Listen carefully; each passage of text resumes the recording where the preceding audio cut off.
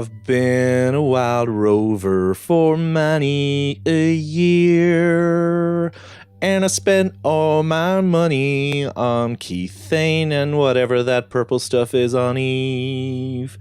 And now I've returned to Minmus, and I'm roving some more.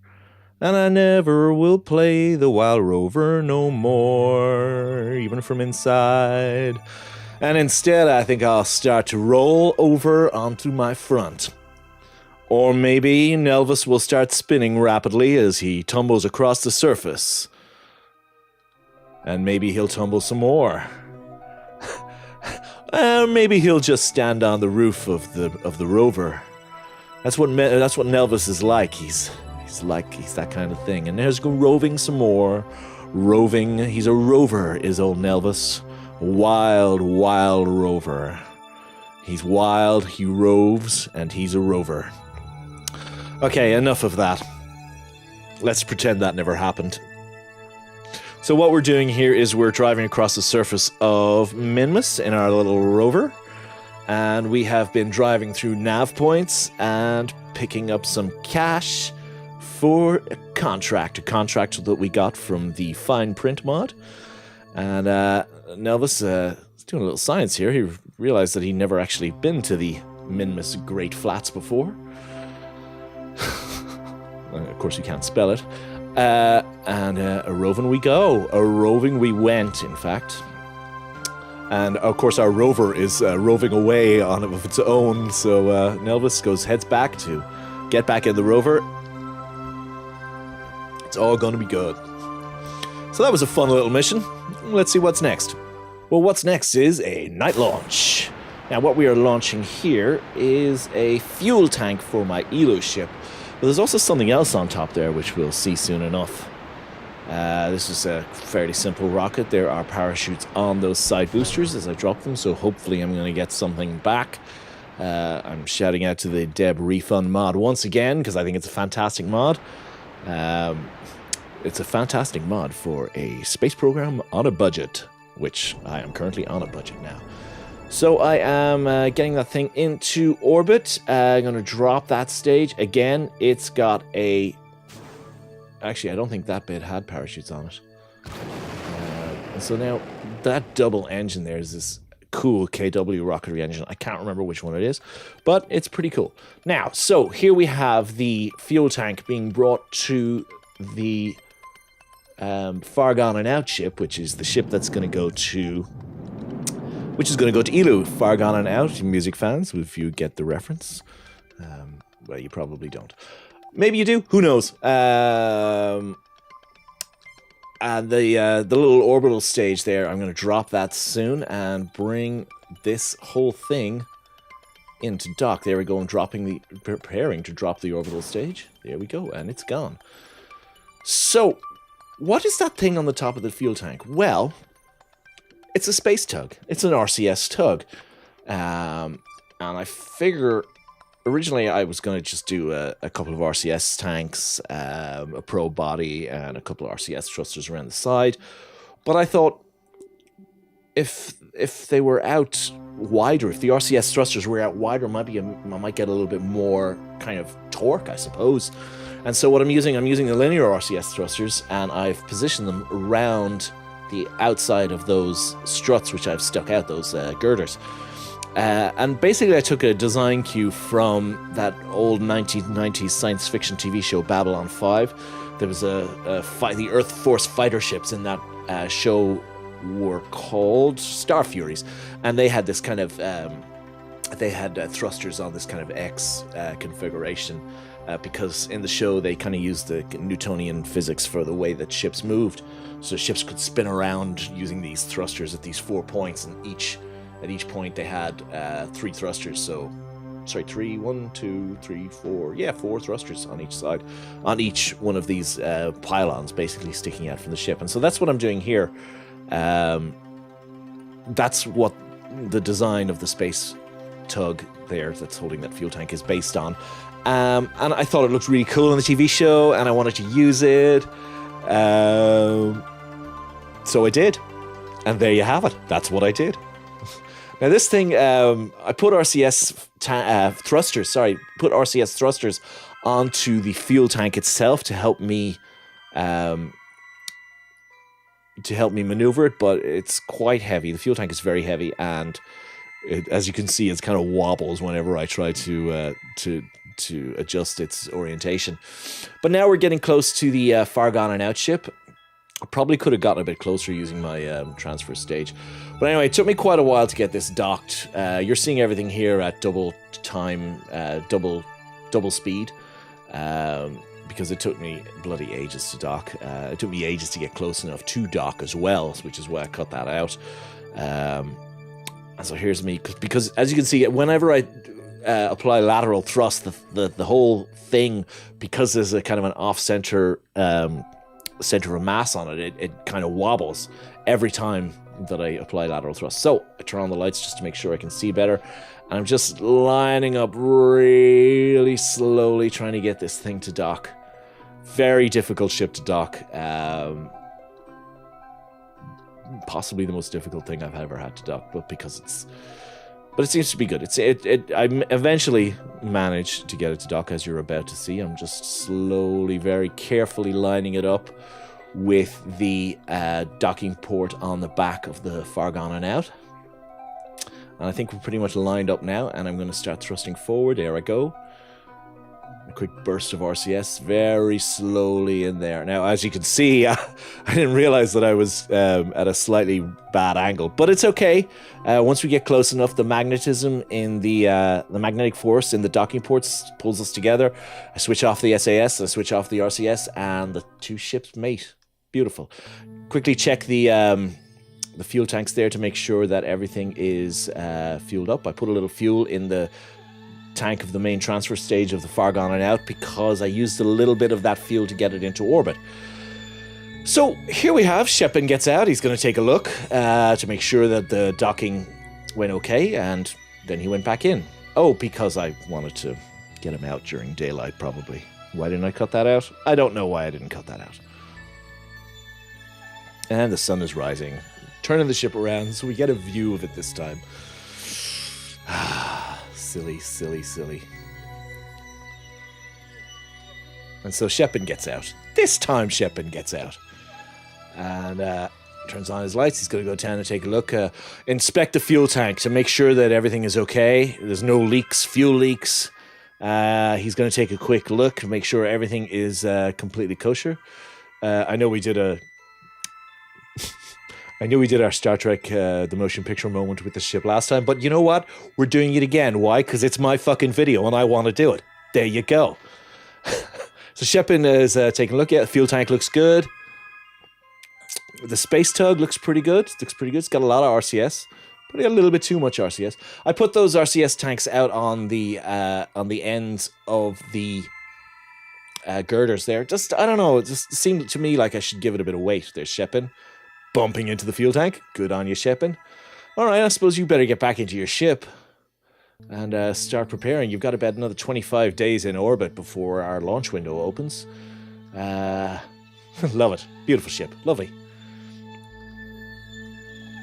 Oh, there's our Kethane probe. I don't know why I didn't put a Kethane probe on my ship to Duna, but I didn't. Maybe I'll send another ship out there. Well, it's too late now. I'm going to have to wait another, probably 2 years for another launch window.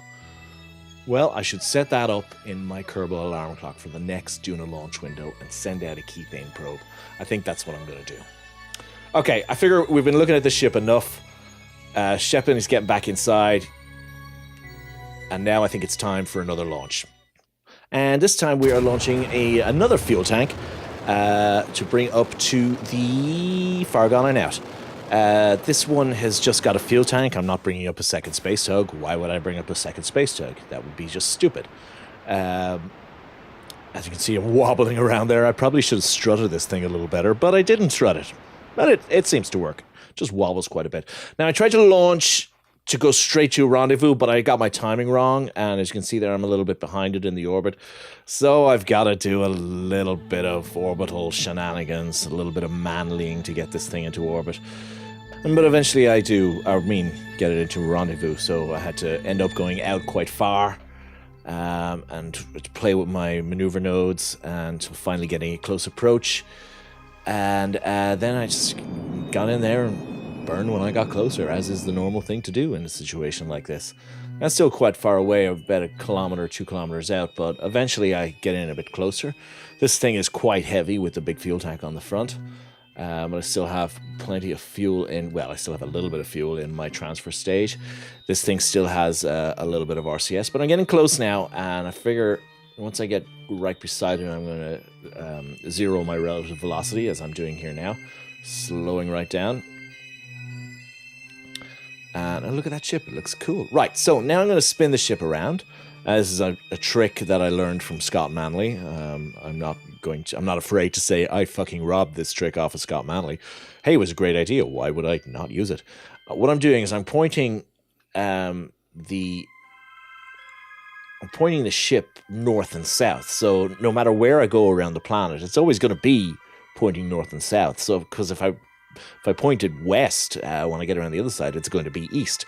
And the reason why I do that is so when I dock with it, I've got to just orient the ship to the north, and then I can dock with it, because then, I just have to get in the right position. I'm already oriented correctly. I'm doing the same thing with the far gone and out, because I'm going to have to take that fuel tank off of that little orbital stage and dock it onto this. And because it's so difficult to maneuver around with the giant fuel tanks, it's just going to be easier if I do that. If I get it oriented the right way, I just got to move laterally and forwards and backwards. And so here I am switching to the orbital tug, setting my target as the docking port on the bottom of the fuel tank, and I'm just translating sideways to get in there. I'm not changing my orientation at all, because my orientation already matches the fuel tank, and it's a great way of docking. Thank you, Scott. If you haven't watched Scott Manley's videos on this game, stop watching this video right now and go watch Scott Manley. And here I am, just a little bit of rotating. I don't know why I'm rotating, I don't need to. But anyway, I finally get it lined up, or I'm just getting it lined up now, and I'm just going to thrust forward, and hopefully dock perfectly first time. Well, maybe not perfectly, but close enough. Just getting a little bit closer. I adjusted my orientation there. I'm not sure why. It must have been slightly off. And so, there we go. We have docked.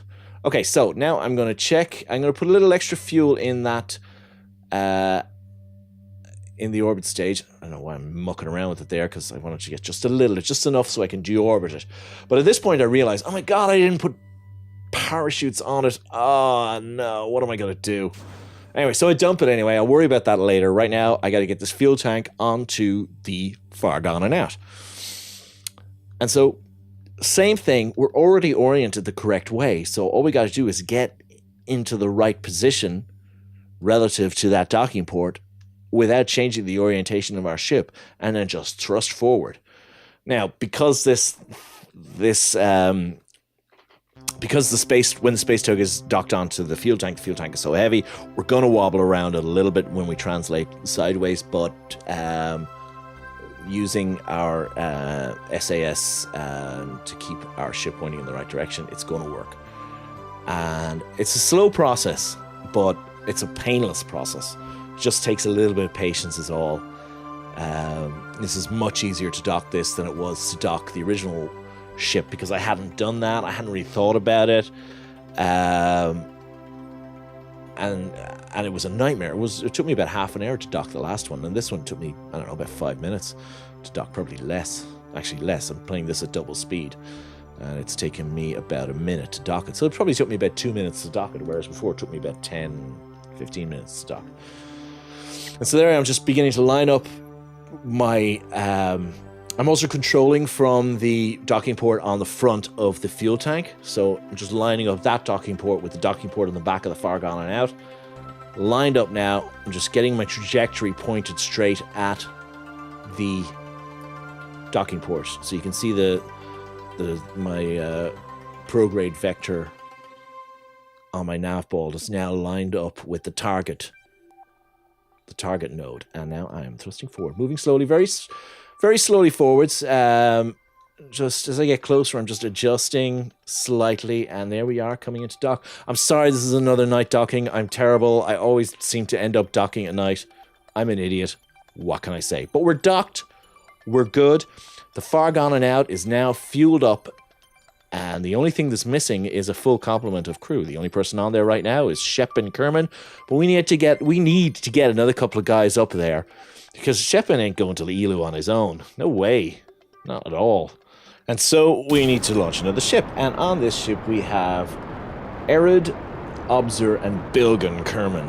Now, Errol, because he's some chump who got lost in space the first time we saw him, he's not going to Eelo. He's just going to have to pilot the ship. Bilgan and Obzer will be going out to Eelo. Now, this is a very simple rocket. We had some solid fuel boosters there, and we're just getting into orbit. Now, again, I launched this to try and rendezvous directly with the Far Gone and Out. However, again, I launched a little bit too late. So we're close to, we're about 20 kilometers away, but there's no way we're going to get it. And it's just too far away. And yeah, we lost our solid rocket boosters there, but that was okay. I expected that. Now, what the hell have I got in the front of that? I've got another claw on the front of this ship. Well, we'll find out what that's for later. So we are getting close to the Far Gone and Out. We had the usual orbital maneuvering and shenanigans and blah-de-blah, blah, blah. But I didn't want to show that. So I just wanted to get in close. And again, it's at night. I'm sorry. It's at night. But we're close, and we're gonna get right up beside it, and let's have a look at it from inside. Ooh, looks very pretty from inside. Those are our space tug, and that's our 2 fuel tanks going past. Is it looking cool? Looking so cool, the Far Gone and Out. There is our main engines that are going to bring this whole thing out to Eelo, I hope. There's our Eelo lander, and now we're slowing down. We're trying to kill our relative velocity, and that's pretty good. That's pretty good. So Obzer gets out. He's going to get out. He's going to EVA over there, and he's going to get in the Far Gone and Out. Just a quick EVA. He jumps in. Perfect. Bilgun does the same thing. He gets out. Bilgun, there he is. Bilgun getting out. He EVA's over. Nothing unusual. Now, here we go with the claw. The claw. I'm gonna connect this claw onto the transfer stage that the orbital stage that brought up the second. I think of the word, the second fuel tank for the Far Gone and Out. And so I've got the claw docked onto that, and I've got a docking port on the other side, and I've got parachutes on the claw. So I'm just going to basically detach and try and deorbit the claw. And hopefully save it. Because, you know, I'm on a budget. I can't afford to lose a whole bloody orbital stage. I need to get it back down. So I'm going to try and get it down right at the KSC. And yeah, that's looking good. I think we can get that down at the KSC. Probably gone a little bit too far there, so I'm going to thrust in the prograde. Yeah, that's looking pretty good out there to see. By the time the atmosphere slows me down and the planet rotates a little bit, I should come down round about the KSC. That's my plan. And lo and behold, look at that. We're coming up. Those are the mountains to the west of the KSC that we're just going to fly over now. I've dumped all of our RCS, and we are about to hit the thick atmosphere, and there we have our atmospheric effects. The friction building up heat around the ship. Well, luckily there's no heat otherwise in this game. Otherwise that ship would have exploded by now. But we're slowing down. We're going to go over the mountains. We're not going to get that close to the KSC, but we're going to miss the mountains. I think that's pretty good. I'm not very good at pinpoint landings, but you know what? I'll take that one. I certainly will. Any second now, we're going to deploy the chutes. I tried to deploy them a couple of times, but nothing happened. I got a bit of a fright, but eventually they just deployed, and that was good. There we go. That was about maybe his third or fourth time I actually hit the stage button. But the stage was all working fine. I didn't know why it wasn't working, why they weren't deploying. But eventually they did deploy. And we're going quite fast, and I'm beginning to worry that, because I don't know how strong the claw is. I've never used the claw before. And so I start to burn my engines, try and slow myself down a little bit. And I kind of started doing it too soon. I should have waited until I was closer to when the parachute's fully deployed, but I didn't, and I ran out of fuel, and we're speeding up again, and the parachute's deployed, but we're okay. We're good. The claw didn't rip the ship apart, which I was afraid of. And so we're coming down very close. We're going, we're going quite slow. We're going about 5 meters per second, so I'm pretty confident the ship is going to be just fine. It's not going to explode or anything like that. I'm getting ready as soon as it touches down because I know it's going to fall over, and it fell over and something blew up, but it was okay. The only thing that blew up was actually a parachute, so it wasn't the end of the world. It's okay. It's okay. What is that? What the hell is that? There's nothing. Silly game. But anyway, we got our stuff back. And now I was going to get this ship to come back home as well. But this is where I ran into a bug. For some reason, even though all engines are off and the RCS is not working, well, it is working, but I mean, the RCS, the ship isn't, nothing's happening. I can turn on the engine, but now this is where the bug hits. The ship stops moving, but it is moving. I can't do anything. It says that it's under acceleration, but it's not. And so I'm going to have to figure out what to do about this, but I'm going to do that in the next episode. This is the Old Gaming Geezer. I'm going to sign off. Please hit like below, and if you want to subscribe, please do. I'm going to hit the hay. Good night, farewell, adieu.